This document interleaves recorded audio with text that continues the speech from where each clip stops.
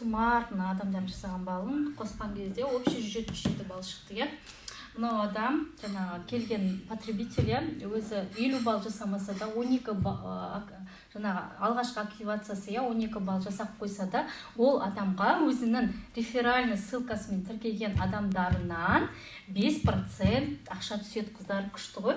Сонда қараңыздар, 177 балл болды, иә, общий мына жерде суммарно. Енді 177 баллды көбейтеміз 5%-ке, иә. Біздің мынау компанияның внутренний курсы, мысалы, иә, 1 балл неге тең? 1 баллымыз болады 410 теңгеге тең.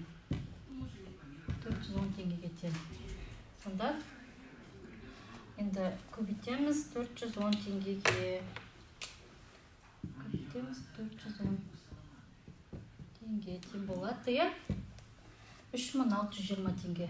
3620 теңге.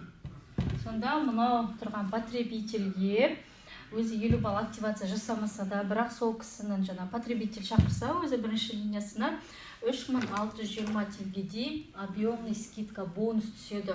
Күшті ғой. Басқа компанияларда ондай бонус жоқ, қыздар, потребительге деген ондай ақшалай бонус жоқ. Бұл потребительге, иә, түсіндірдім. Және де сразу жерде түсіндіріп өтейін. Жаңа потребительміз, иә, тіркеледі, иә, мысалы, бірінші айда 50 балл жасасын, иә, 50 балл жасасын. Екінші айда, мысалы, 100 балл жасасын, иә, өзі лично. Үшінші айда, мысалы, көп заказ түсті ол кісіге, мысалы, 250 балл жасасын, иә. Төртінші айда, так, 400, иә, 100 балл жасасын делік. Енді примерно айтып жатырмын, иә.